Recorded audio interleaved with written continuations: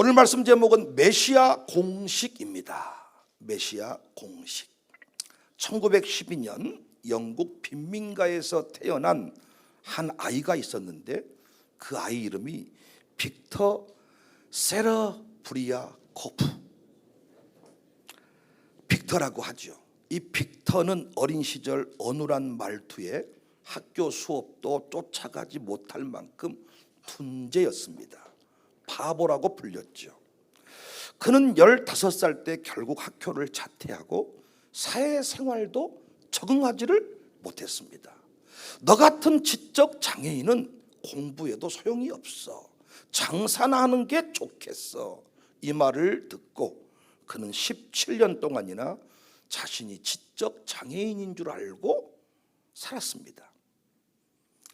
회사에서도 해고되어서 떠돌이 막노동꾼으로 생계를 이어갔습니다. 스스로 나는 바보야. 난 할 수 있는 게 아무것도 없어. 그가 세계 2차 대전이 일어나자 군대에 자원 입대합니다. 입대를 위해서 지능검사를 하는데 그 육군이 실시한 검사 중에서 최고 수치의 IQ를 받습니다. 빅터의 IQ는 178. 자신의 IQ를 확인한 빅터는 스스로 충격을 먹어요. 그동안에는 바보였어. 지적 장애라는 판정을 받고 그냥 막노동꾼에서 그냥 꿈도 없이 살아갔던 것이죠. 그런데 그가 178이라는 IQ를 확인한 순간 그의 삶이 달라지기 시작했습니다. 그는 더 이상 지적 장애인이 아니라 천재처럼 행동하기 시작했습니다. 수많은 책을 썼고 특허를 냈고 기업가가 됐어요. 그리고 IQ 132 이상만 가입할 수 있는 멘사 클럽에 가입을 합니다. 빅터는 멘사에서도 뛰어난 리더십을 발휘해요. 17년간 바보로 살아온 그는 1953년 상위 2% 두뇌들만 모인다는 멘사의 최고 경영자, CEO, 명예회장까지 지냈습니다. 1977년에는 멘사에서 만든 퍼즐이 잡지에 게재되면서 회원 가입 신청자 수가 늘어나서 가입 절차를 체계화시켜서 입회 시험을 만들 정도였습니다. 멘사는 빅터의 눈부신 활약으로 100여 개국에 11만여 명의 회원을 가진 놀라운 집단이 되었습니다. 빅터의 인생이 놀라운 기적들로 바뀐 이유 아시겠습니까? 바보인 줄 알았는데 어느 날 갑자기 그가 천재였음을 확인합니다. 그때부터 그는 천재와 같이 살아가게 되었습니다. 자신이 장애인이 아니라 천재라는 사실을 안 순간부터 그의 인생은 달라지기 시작했습니다. 자기가 어떤 사람인지를 정확하게 파악할 때 그에 걸맞는 삶을 살아갈 수가 있다. 여러분 혹시 메시아 공식이라고 들어보셨습니까? 메시아 공식. 크리스천 공식은 들어보셨습니까? 예수 믿는 사람들이 살아가는 공식이 있다. 메시아 공식이 있다. 이 깨달음, 저도 최근에 다시 어떤 글을 읽다가 이 메시아 공식에 관해서 깨달음을 얻고 이야 가슴에 불이 올라왔습니다. 그렇다. 메시아 공식, 크리스천 공식. 이 공식을 깨달으면 여러분과 제가 강력해질 것입니다. 이 메시아 공식을 깨달으면 인생이 더 이상 두렵지 않습니다. 부러울 게 별로 없습니다. 지겹지 않습니다. 힘들지 않습니다. 장사를 해도 지겹지 않아. 목회를 해도 지겹지 않아. 많은 분들이 저를 보고 하는 얘기가 너는 목회를 참 재밌게 하는 것 같다. 전 1년의 절반은 그냥 노는 것 같아요.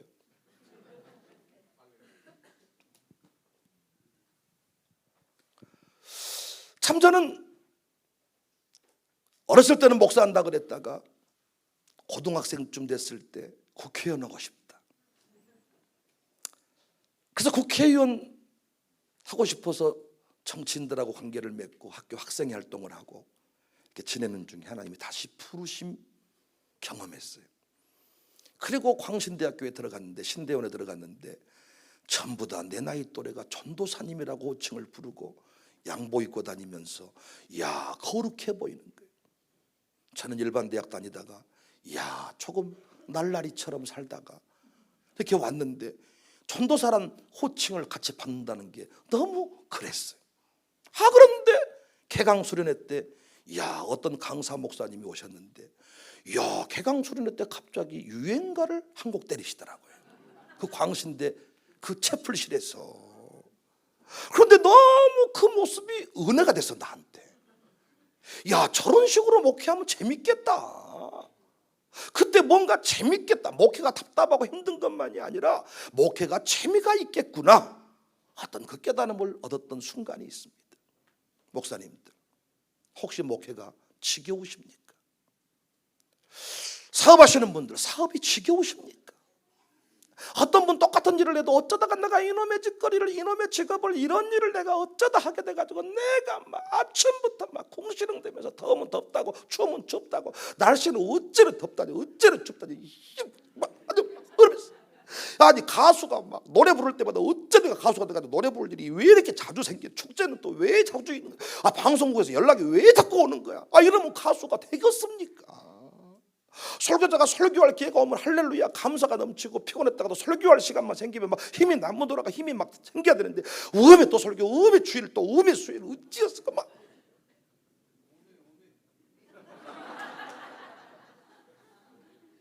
그 지겨움의 연속. 그런데 이 메시아 공식을 깨달으면요 지겹지 않습니다. 크리스찬 공식을 깨달으면 두렵지 않습니다. 무섭지 않습니다. 제가 이 공식을 말씀드리려고 합니다. 그 말씀 나누기 전에 내가 매일 기쁘게 노래 한번 하겠습니다.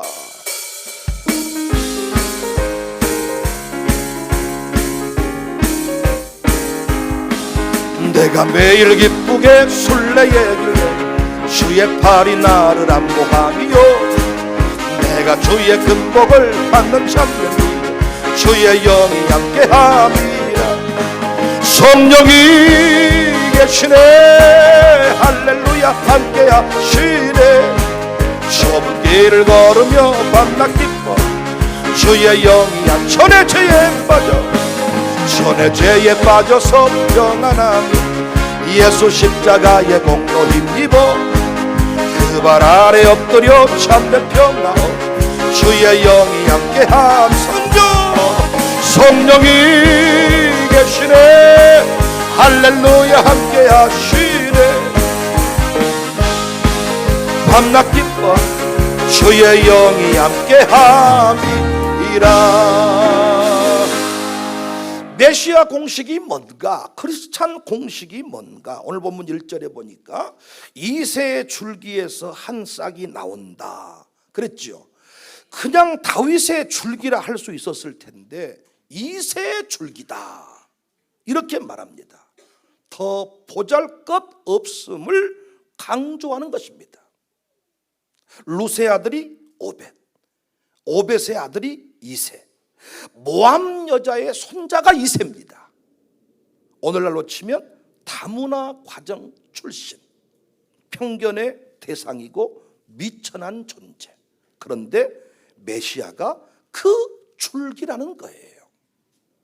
이새의 줄기에서 뭐가 나왔어요? 싹이 나왔다. 여기 싹이라는 말이 히브리어로 넷제르, 자금, 보잘것없음. 그런데 넷제르라는 말하고 나사렛이라는 말이 음가가 같아요. 그러니까 나사렛 그러면 보잘것없음, 자금. 마태복음 2장 23절에 나사렛이란 동네에 가서 사니 이는 선지자로 하신 말씀에 나사렛 사람이라 칭하리라 하심을 이루려 합니다. 이새의 줄기에 싹이 나왔다. 그 싹이 넷제르. 예수님이 어디에서 나와요? 나사렛에서 나왔다. 그러니까 나사렛 예수라는 말은 보잘것없는 예수란 뜻입니다. 마룻바닥을 좀 불을 떼면 이렇게 위에는 찜질방 수준입니다. 그런데 그 싹 위에 여호와의 영이 임했다. 그 싹 위에 2절 그의 위에 여호와의 영 지혜와 총명의 영이요 모략과 재능의 영이요 지식과 여호와를 경외하는 영이 강림하신다. 보잘것없음의 편견의 사회적 소외 위에 뭐가 임해요? 여호와의 영이 임해요. 그랬더니 어떤 일이 벌어져요? 더 이상 별 볼 일 없는 자가 아니라 심판자가 돼요. 4절 말씀 공의로 가난한 자를 심판하며 정직으로 세상의 겸손한 자를 판단할 것이며 그의 입에 막대기로 세상을 치며 그의 입술의 기운으로 악인을 죽일 것이며 공의로 그의 허리띠를 삼으며 성실로 그의 몸에 띠를 삼으리라. 어떻게 그 일이 가능한가? 성령님은 지혜와 총명의 영입니다. 지혜가 원리라면 총명은 적용을 말해요. 적용.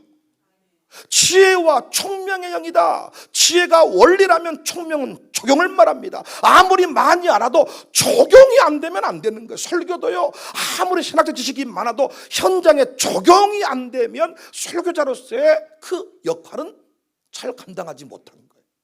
적용. 책을 아무리 많이 읽어도 그 책의 내용이 현장에 적용이 돼야 돼. 적용. 지혜와 총명의 신이다. 성령은 모략과 재능의 영이다. 모략이 계획이라면 재능은 실행을 말합니다. 아무리 계획을 세워도 그것이 실행되지 아니하면, 이 펼쳐지지 아니하면 소용이 없는 거예요. 별 볼 일 없는 인생 위에 여호와의 영이 부어지니까 지혜와 총명의 신이 함께하니까 그가 하는 모든 일들이 다 생명의 역사로 연결되는 것이고 그가 가는 모든 걸음걸음마다 하나님 나라가 확장되는 일들이 일어났다는 것입니다. 지혜와 총명의 신이다. 모략과 재능의 영이다. 명확한 원리를 바탕으로 확실한 결과를 만들어내는 분이 성령님이에요. 이게 메시아 공식이에요.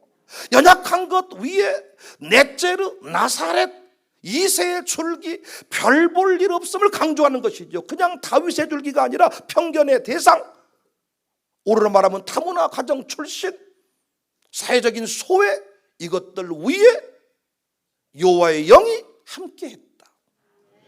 이게 메시아 공식입니다. 그렇다면 크리스찬 공식이란 게 뭘까요? 메시아 공식이 그대로 적용되는 것입니다. 예수님이 말씀합니다. 요한복음 14장 12절에 같이 말씀 받을까요? 내가 진실로 진실로 너희에게 이르노니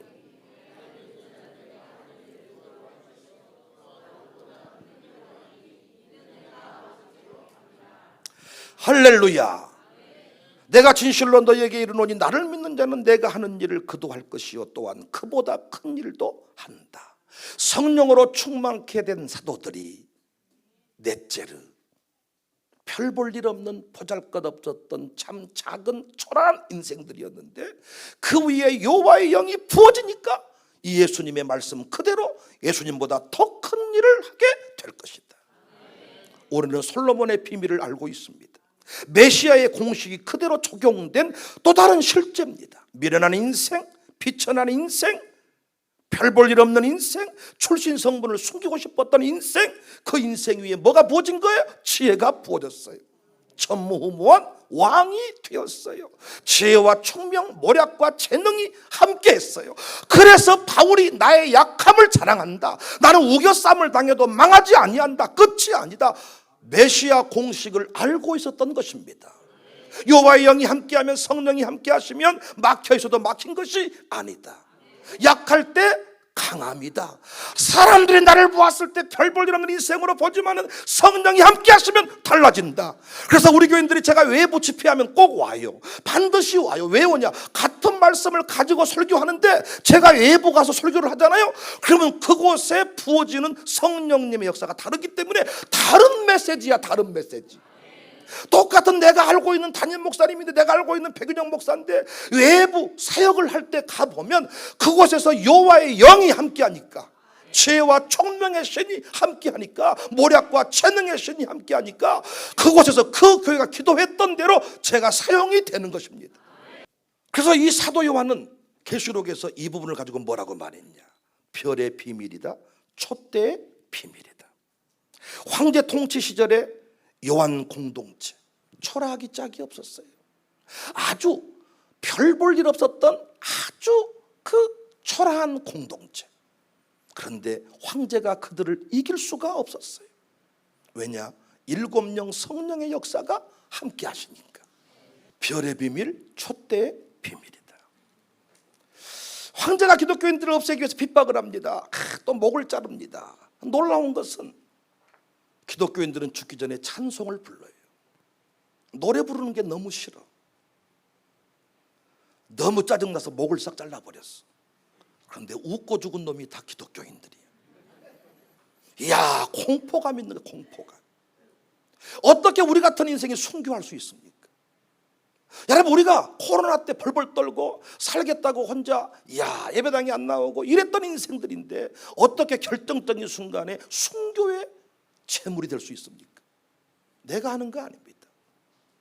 나는 넷째른데, 나는 나사렛인데. 제가 저를 잘 알지요.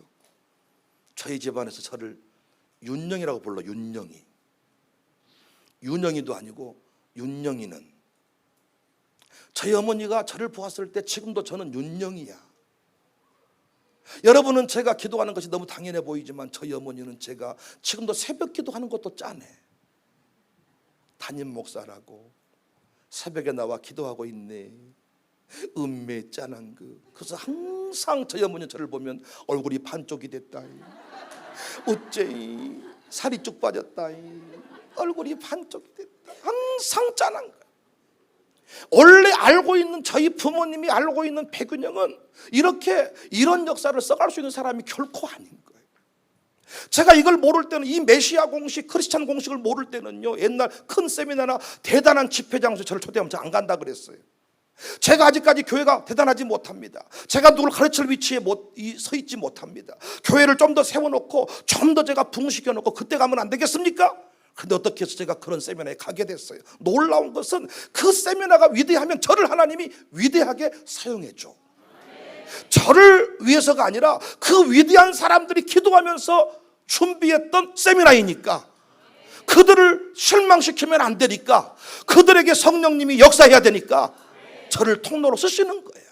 그러니까 제가 하고 못하고가 아닙니다. 어떤 자리이든지 간에 주님이 오라 하시면 성령님이 역사하시는 자리이므로 우리는 지혜와 총명의 신, 모략과 재능의 신, 그 현장에 맞게 적용점이 나오고 현장에 맞게 말씀이 펼쳐져 가고 현장에 맞게 새로운 역사가 이어진다는 것을 저는 경험하게 됐어요. 우리 교회에서도 어떤 일을 맡겨보면요, 처음부터 나는 못합니다, 나이 들었습니다, 뭐 어쩝니다, 경제적으로 어렵습니다, 이렇게 말한 분들은 아주 교만한 사람이에요. 크리스천 공식을 모르는 사람, 메시아 공식을 모르는 사람. 그래서 항상 두렵고 항상 지겹고 항상 어려운 것이에요. 근데 이 공식을 아는 사람은요, 무슨 일을 맡겨줘도 두려워하지를 않아. 목사님 기도해 주실 거지요? 네, 해보겠습니다. 감당해 보겠습니다. 예, 할 수 있습니다. 왜? 메시아 공식, 이세의 줄기, 별 볼 일 없는 줄기, 아주 넷째로 보잘것없음 자금 위에 여호와의 영이 부어지니까 결국 위대한 역사, 심판자의 영광을 누릴 수 있게 되더라. 이것이 별의 비밀이고 촛대의 비밀입니다. 청사교회도 마찬가지입니다. 이미 끝났어야 될 교회, 여러 차례 무너질 위기가 있었던 교회, 그런데 항상 여호와의 영이 함께해요. 여러분, 2023년이 힘들고 어렵다고 하지만 그렇지 않습니다. 2023년 너도 안 살아봤고 나도 안 살아보았습니다. 어차피 하나님이 우리에게 준 선물입니다. 다윗이 가는 곳마다 형통을 만들고 번성을 만들었던 것처럼 우리도 다윗처럼 에루살렘아 형통할지어다, 에루살렘아 평안할지어다, 내가 너를 위해 복을 구하리로다. 목사님들 평안하십시오. 목사님들 번성케 될 것입니다. 형통할 것입니다. 우리 샬롬 바룻바다 공동체가 교회들마다 위해 기도할 것입니다. 아들들아 두려워하지 마라, 놀라지 마라, 내가 너를 위해 복을 구하리로다. 다윗이 고백했던 대로 축복할지니 하나님 복을 주세요. 별의 비밀, 촛대의 비밀. 정말 저희 교회 2세의 줄기에서 싹이 나온 것과 같은 교회. 제 목회의 출발이 그렇고 우리 가문이 그렇고, 저는 지금까지 목회하면서 목사님은 왜 성격이 그렇게 되어먹었어요? 목사님은 왜 그렇게 욕을 잘하세요? 목사님은 왜 그렇게 무례하세요? 목사님은 왜 그렇게 싸가지가 없으세요? 저는 그런 말 할 때요, 한 번도 변명해 본 적이 없습니다. 모든 말이 다 맞아요. 저는 무례하고 싸가지도 없고 진짜 인격적으로도 부족한 점이 많은 사람이에요. 근데 정말 제가 이만큼 어떤 언론에 대소특필되지 않고 어디 감옥 갈 만한 위치에 서지 않게 된 것은 성령님의 역사예요. 그러니까 지금 부족함이 있지만 앞으로도 성령님이 나와 함께 하실 것이기 때문에 저는 목회를 그만둡니다. 함부로 그런 말 하지 않습니다. 네, 부족합니다, 죄송합니다, 다음번에는 더 잘하겠습니다. 그리고 성령님의 은혜를 구하는 겁니다. 마귀는 이것들을 통해서 내 입에서 무슨 말 나오기를 원해요? 그러므로 내가 담임 목사직을 내려놓겠습니다, 나는 부족하니 떠나겠습니다, 좋은 목사가 올 것입니다. 이거 마귀가 원하는 소리야. 뭐라고 말해야 되느냐? 마귀야, 어쩌겠냐, 너는 그만하라고 하지만은 우리 주님한테 물어봤더니 하라고 한다. 이것이 둘째 아들에게 주신 은혜입니다. 큰 놈은 맨날 불평하고 원망하고 맨날 그 구경꾼 같은 그런 의식으로 살지만은 둘째 아들은 주인공 의식으로 사는 겁니다. 하나님이 날 사랑하신 것을 믿습니다. 하나님의 사랑을 의심하지 않는 인생은 누릴 수가 있는 것입니다. 이 교회를 제가 오고 싶다고 온 것이 아니고 주님이 가라고 했으니 내가 하는 모든 걸음걸음마다 주님이 함께 하실 것을 믿습니다. 그러므로 제가 부족하니까, 못났으니까, 제가 인격적으로 참 여러 가지 것들이 부족하니까 이 목회가 부흥했다는 것은 제가 한 것임을, 제가 한 것이 아님을 알 수가 있습니다. 우리 동네가 참 감사한 것은 나사렛을 설명할 때 다른 동네 설명할 필요가 없어. 우리 동네가 나사렛이야. 지금 나는 요즘에 우리 동네를 돌아다닐 때마다, 학교 다닐 때 그 가방 메고 비포장 토로 다닐 때 기분이야. 차가 슝 지나가면 먼지가, 바람이 어느 쪽으로 부자, 이쪽이다 이쪽이다, 잘못 써버리면 먼지 다 써버리잖아요. 바람이 이쪽으로 그쪽으로 가냐. 지하철 타는 세대셔가지고 잘 모르시구만. 4km씩을 걸어 다닐 때 비포장 도로에 차가 어느 쪽으로 오냐, 이쪽이다 이해야 먼지가 이쪽으로 슉 날아가는데, 뭔 공사를 하는지 모르겠지만 1년 내내 저렇게 땅을 팠어요. 고급 차 탄 사람 안 오게 생겼어. 차 세차한 사람도 안 오게 생겼어. 뭘 공사를 그렇게 많이 하는지. 그런데 사람들이요, 이 동네 산책을 하다가 이상한 점을 발견합니다. 동네가 보통 가로수가 많이 있는데 가로수 없는 동네가 있더라니. 나무 한 그루 없는 동네. 우산동이야. 전주에 살다가 어떤 분이 광주로 이사 오셨는데 산책을 하면 나무길도 나오고 가로수길도 나오고 뭔가 벤치도 나오는데, 아니 우리 동네 돌아다녀 봤더니 어디 나무 한 그루가 없고 그 벤치도 없고, 그런데 가다가 나무 있는 동네를 만났는데 그 동네가 우리 청사교회 입구에 들어서니까 나무가 나오고 벤치가 나오고 불이 밝혀져 있고 사막 위에서 어떤 오아시스를 발견한 느낌이 나구나. 정말 우리 교회에 큰 부자가 없습니다. 저희 교회는 가족은행이라는 것이 있어요. 가족은행. 왜 가족은행을 만들었냐? 가족은행이 뭐냐? 제가 목회를 하다 보니까요, 저한테 누군가가 돈을 빌려달라 그래요. 30만 원만 빌려주세요, 100만 원만 빌려주세요. 그래서 처음에는 빌려주기도 하고 이러도 하고 했지만은 나중에는 화가 났어. 목사한테 돈 빌려달라는 거 아닙니다. 왜 목사한테 돈 빌려달라 그러세요? 근데 저한테까지 돈을 빌려달라 할 정도면 교인들한테 어디 한두 번 말했겠습니까? 그렇게 100만 원도 빌리고 200만 원도 빌리는데, 문제는 그 돈을 빌려서 갚으면 좋아, 못 갚으면 교회를 떠나버려요. 사람들한테 30만 원, 20만 원 소문이 금방 나.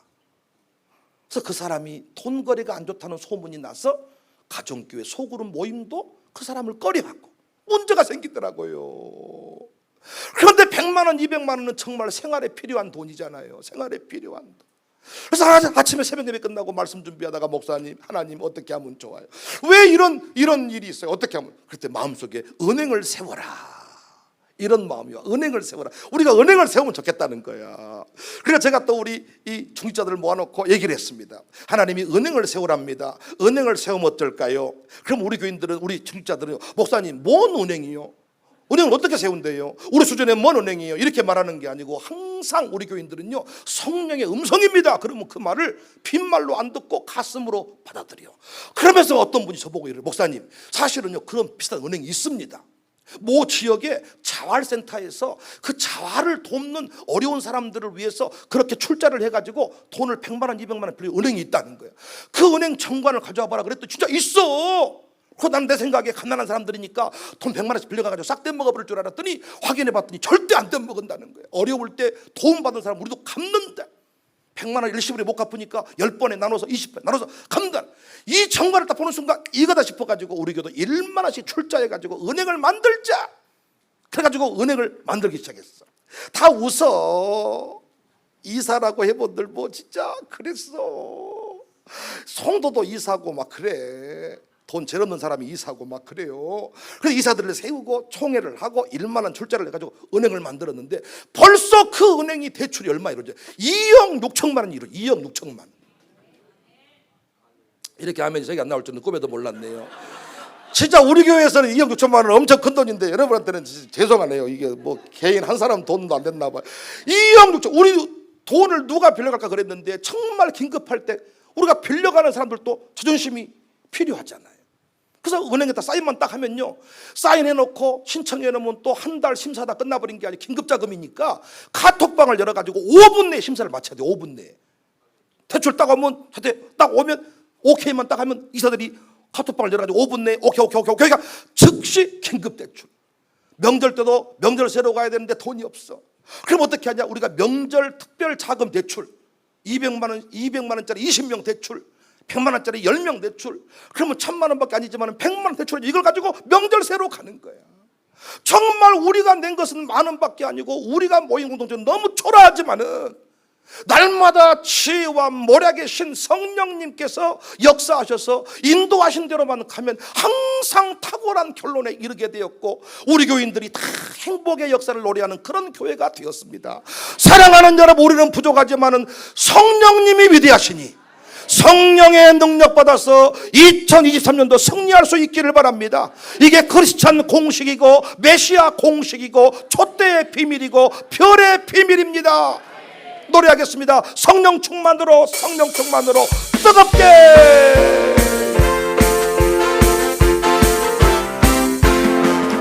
성령 충만, 성령 충만, 뜨겁게 뜨겁게. 성령 충만, 성령 충만, 뜨겁게 뜨겁게. 성령 충만으로 권능 바다 땅 끝까지 바다. 성령 충만으로 권능 바다 증인이 돼. 말씀 충만, 말씀 충만, 말씀 충만, 새롭게 새롭게. 말씀 충만, 말씀 충만, 새롭게 새롭게. 말씀 충만으로 거듭나 주 뜻대로 살아가리라. 말씀 충만으로 거듭나 새 사람 돼. 은사 충만, 은사 충만, 은사 충만, 강하게 강하게. 은사 충만, 은사 충만, 강하게 강하게. 은사 충만으로 체험 얻어 제약 세상. 은사 충만으로 체험 얻어 이 세상 이기리. 우리 예수님이 분명히 말씀하셨습니다. 누가복음 11장 11절 이하를 보시면 너희 중에 아버지 된 자로서 누가 아들이 생선을 달라는데 생선 대신에 뱀을 주며 알을 달라는데 정관을 주겠느냐? 너희가 악할지라도 좋은 것을 자식에게 줄 알거든. 하물며 너희 하늘 아버지께서 구하는 자에게 성령을 주시지 않겠느냐. 그런데 우리는 성령을 좋아하지 않아요.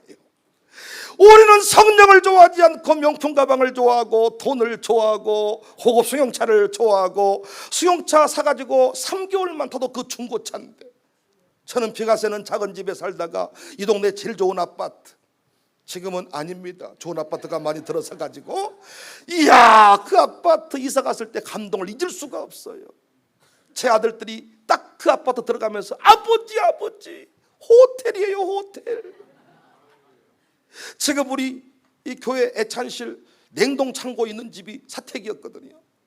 비가 뚝뚝 떨어진 게 아니고 벽을 타고 물이 들어오니까 받을 수도 없어서 큰 수건 깔아놓고 물을 짜가지고 비가 오면 그렇게 살았어. 대구 지역 집회 가다가 갑자기 이런 노래가 생각이 났어요. 비가 새는 작은 집에, 비가 새는 작은 집에 새우참을 찬데도 고운님 함께라면 즐거웁지 않더냐. 새파랗게 젊다는 게 그 고운님을 예수님으로, 예수님 함께라면 즐거웁지 않더냐. 새파랗게 젊다는 게 한미천인데, 이러면서 집회를 갔다니, 제가 장회 장모님이 오시면 쉴 공간이 없어가지고 주차장에 있는 자동차에 가가지고 좀 쉬었다 오고 이랬던 그 집에 살다가 아파트로 가니까, 이야, 40평대 아파트로 가니까 이건 진짜 별장이고, 이야, 그냥 호텔이야, 호텔. 그런데 지금 산지 꽤 오래됐거든요. 그런데 들어갈 때마다 감사해 본 적이 한 번도 없어요. 집이 너무 실증난다. 마룻바닥에 다 들고 일어난다. 조명이 어둡다. 그때 마룻바닥에 들고 일어났을 때 좀 마룻바닥 공사를 하고 가자 그랬는데, 저는 성격이 이사하기로 했으면 당장 그날에 해야 돼. 그래서 부동산한테 이날 이사할 집 찾아주세요. 그래가지고 공사는커녕 그냥 그 날짜 바로 이사 들어가가지고 소리를 좀 못했어. 근데 어느덧 이제는 이 아파트가 어둡다. 그냥 이 마루가 들고 일어난다. 그러니까 여러분, 아파트를 우리가 구해본들 아파트가 생겼어. 그것이 내 인생을 만족하게 하지 못해. 그래서 항상 대단한 사람들 곁에는 무속인들이 항상 따라다니는 거야. 무속인들이. 왜? 그들은 우리 입장에서는 뭔가 대단한 사람 같지만 그들은 더 이상 갖고 싶은 게 없는 거야. 다 해봐서 다 해보니까 아무것도 기쁨이 되지 못해. 오직 그 새로운 영적인 참, 그래서 요가에 빠지고 뭔가 새로운 그 이교도들의 그 가르침에 빠지고 어떤 절에 뭐 가고 막 이상한 이단에 빠진 이유가 뭔가 내면이 채워지지를 아니한 거예요. 그래서 예수님이 뭐라고 말했어요? 내가 너에게 명품 가방을 줄게, 아파트를 줄게, 부동산을 줄게가 아니라 아멘할 준비하세요. 성령을 주시지 아니하겠느냐. 성령이 계시면 다 가진 것입니다. 성령 충만으로 뜨겁게 성령 충만으로 새롭게 성령으로 다 이길 수 있습니다. 성령이 함께 하시면 다 할 수 있습니다. 지혜와 모략의 신, 총명의 신, 재능의 신, 그분 안에 모든 게 다 있다고요. 성령이 구하게 하심을 따라 구할 때 필요한 모든 것들이 공급이 되는 거예요. 제 머리통으로는 누굴 도와줄 만한 사람이 못 됩니다. 제 스스로는 이렇게 이디야 카페를 가지고 오고 저 건물을 세우고 상상도 못 합니다. 때마다 성령님이 이렇게 해라 저렇게 해라 이렇게 가자 저렇게 가자. 저는 무지하니까, 제가 잘났으면 순종을 안 했을 텐데, 저는 무지하니까 목회 경험이 없으니까 그분이 하란 대로 한 거예요. 처음 와서 부임해 보니까 50여 명 예배 드리고 있는데, 그때 그 안에도 상처가 있어가지고 이쪽 파 저쪽 파, 내가 누구 편을 들어도 한쪽은 시험 들게 생겼더라고요. 그때 성령님께 물으니까 성령님께서 너는 내가 하라는 대로만 해라. 아버지에게 물어보니까 아버지 세대에 맞게 조언을 하시고, 형님들은 형님들에 맞게 조언을 하시고, 서울 사람은 서울 사람에 맞게, 어차피 나하고 안 맞는 거예요. 내 스타일대로 나는 살아야 되는데. 우리 아버지가 참 그 청사학교에 오기 전만 해도 저를 볼 때마다 답이 안 나온다. 너는 어째 그러고 사냐? 나는 너를 볼 때마다 답이 안 나올 때가 많다. 계산이 안 나온다. 왜 사고를 맨날 뻥뻥 치고 다니냐? 우리 아버지 주인은 빚 없이 살자. 근데 저는 빚 가운데로 걸어가자. 빛도 능력이 있어야 쓸 수가 있다. 어차피 내 스타일대로 살아. 내 스타일대로. 나는 내 스타일대로 살아. 성령님께서 하란 대로 순종했더니 때마다 시마다 탁월한 결론에 이르게 되었습니다. 두려운 게 뭐냐? 교인들이 많이 모이고 똑똑한 사람들이 많이 모이다 보니까 회의 시간이 점점 길어진다는 거예요. 옛날 공동회에 재직해 오래 회의할 것도 말 것도 없어. 저에게는 그래서 수입 예산을 안 세워요. 지출 예산만 세워. 지출 예산만 올해 얼마 동안 지출하겠습니다. 수입 예산은 어차피 우리가 헌금할 내용이니까. 그러니까 수입 예산 가지고 누가 싸운 사람은 별로 없어요. 지출 예산만 가지고 싸우는 거지. 수입 예산은 하나님의 은혜로 살 것입니다. 올해도 16억, 올해도 20억 이만큼 하나 주셔야 되겠습니다. 이 예산만 세우는 거예요. 어차피 우리가 할 수 있는 게 없으니까 할렐루야 하면 아멘 끝났는데 자꾸 언제부턴가 회의 시간이 길어지는 것, 이거 썩 좋게 보지 않습니다. 물론 신약교회의 특징 중에 하나가 다 성령 충만 받아서 의논하는 것이 가장 큰 복이지만은 이것이 성령님을 앞설 수가 있다는 것입니다. 이것이 크리스찬 공식이고 메시아 공식인데 이 공식을 잃어버릴 때가 많아요. 나는 약하지만은 성령님이 위대하시니 성령 충만 받으면, 성령의 인도함 받으면 황제도 이길 수 있고 불경기도 이길 수 있고 2023년에도 우리는 승리하게 될 줄로 믿으시기를 바랍니다. 그래서 여러분, 성령 없이는 모든 것이 두려워요. 세상 모든 사람이 다 부러워요. 삶 자체가 지겨워요. 그러나 성령 충만 받으면 두렵지 않아요. 내 나이가 어때서 일하기 딱 좋은 나이인데, 내 나이가 어때서 목회하기 딱 좋은 나이인데, 젊으면 젊은 대로 늙으면 늙은 대로 다 좋은 것입니다. 죽기는 왜 죽어? 이 좋은 세상을 천국이나 콱 가버렸으면 좋겠습니다. 우리는 그렇게 말하지 않아. 내가 매일 기쁘게 순례의 길을 걸어가면서 할렐루야 주와 같이 길 가는 것이 즐거운 일이 아닙니까? 아침에 눈을 뜨면 오늘도 살아있으면 행복이고 기쁨이고, 성령으로 충만하면 모든 것이 기쁘고 감사이고 행복합니다. 더 이상 사랑하는 마룻바다 공동체 여러분, 약함을, 부족함을, 병듦을, 나이듦을 두려워하지 않기를 바랍니다. 성령을 구하십시다. 성령 충만을 구하십시다. 지혜를 구합시다. 약함과 부족, 병듦과 나이듦, 이것들이 성령과 만나면 초대형 폭발이 일어나는 거야. 약함과 성령님이 만나면, 무지함과 성령님이 만나면 폭발이. 원래 똑똑한 사람은요, 성령이 하신지 그 사람이 한 것인지 별로 잘 모르지만은 무지한 인생이 역사를 만들어내면 그건 성령님이 하신 일이야. 빅터 같은 인생이, 바보 같은 인생이었는데 IQ를 확인한 순간, 깨달은 순간 역사가 일어났듯이, 성령님을 깨달은 순간, 그분을 만난 순간 우리는 환경에 지배를 받지 않습니다. 뛰어넘는 것입니다.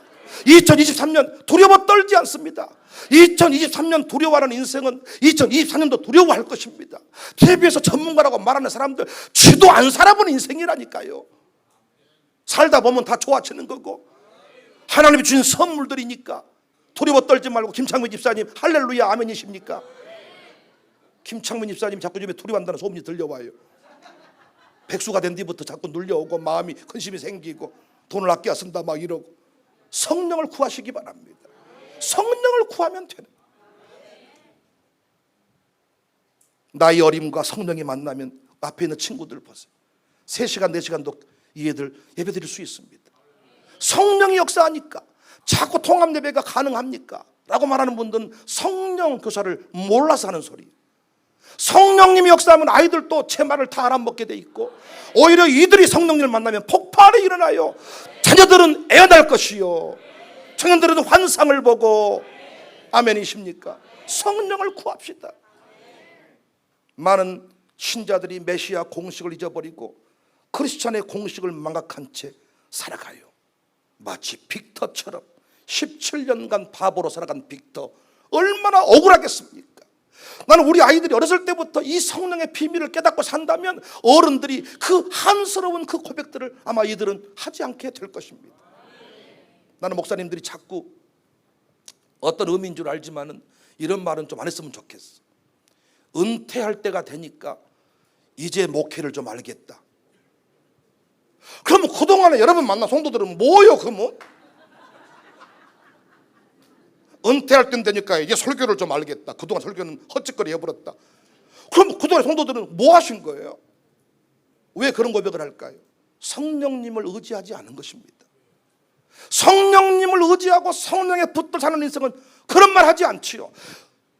초년병 목회 시절도 성령님에 붙들려서 하면 완숙한 목회보다 뛰어날 수가 있는 것이잖아요. 늙어서도 성령님을 의지하면 젊은이 못지않게 독수 날개치며 올라감 같이 새 힘이 부어지는 것이잖아요. 성령님을 의지하지 않고 내 경륜을 의지하니까 그때는 몰랐는데 이제야 깨달았다니 아니지 않습니까? 성령님은 어제나 오늘이나 동일하신 분이신데, 시공간을 초월하신 분인데, 그분의 말씀대로만 하면 나이가 어리든 젊든 늙었든 상관이 없지 않습니까? 통합 목회가 가능한 것은 성령님이 역사하기 때문이에요. 기독교육에서 최고의 핵심 가치가 뭐냐? 성령 교사. 그래서 솔로몬이 어리지만은 어떤 왕들과 논해도 밀리지 않았습니다. 쫄지 않았습니다. 왜? 성령에 붙들린 인생은, 하늘의 지혜로 무장된 인생은 세상 지혜를 뛰어넘을 수가 있습니다. 두려움이 밀려오십니까? 불평이 몰려옵니까? 삶이 지겨우십니까? 성령을 구하십시오. 성령을 구하십시오. 가장 좋은 것이 성령님이십니다.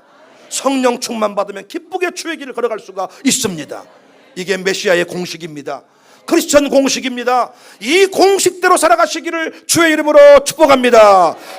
내가 매일 기쁘게 술래에 주의 팔이 나를 안고 가며, 내가 주의 근검을 받는 참되기를 주의 영이 함께하리라. 성령이 계시네, 할렐루야 함께하시네. 좋은 길을 걸으며 만났기를 주의 영이 함께함이라. 전에 죄에 빠져서 평안함이 없을 때 예수 십자가의 공로 힘입어 그 발 아래 엎드려 참된 평안 얻으를 주의 영이 함께하리라. 성령이 계시네, 할렐루야 함께하시네. 좋은 길을 걸으며 만났기를 주의 영이 함께하리라. 나와 동행하시고 모든 염려 없으니 나는 숲의 같이 기쁘다. 내가 기쁜 마음으로 주의 뜻을 행하며 주의 영이 함께함이라.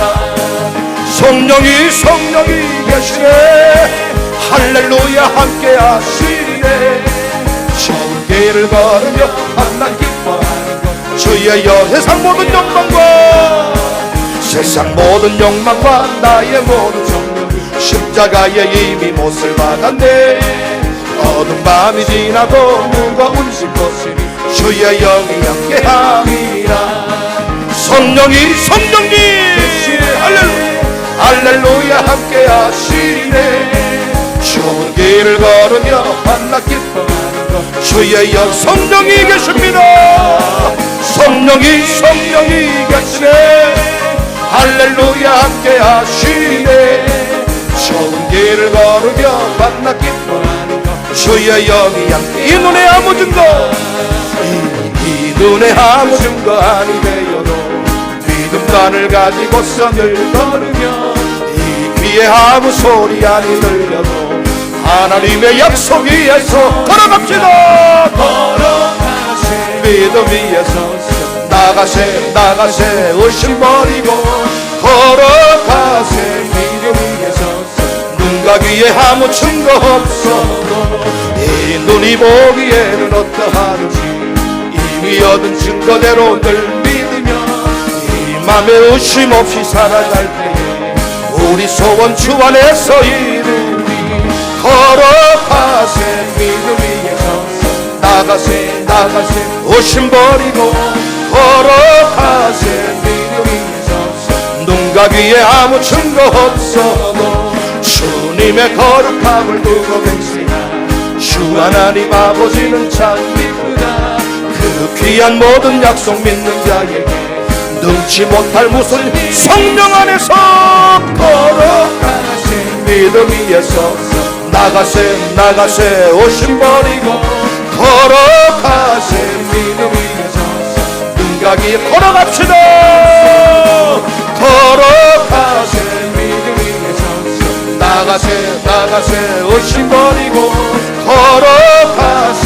믿음 위에서 위에 아무 증거 고난되어 영원 편히 싣고 풍랑이 일어도 안전한 복음 오품까지도 다스리시는 주의 영원한 발 위에 주의 영원하신 발 함께 하사 항상 나를 붙드시니 어느 곳에 가든지 요동하지 않으니 주의 발을 의지합니다.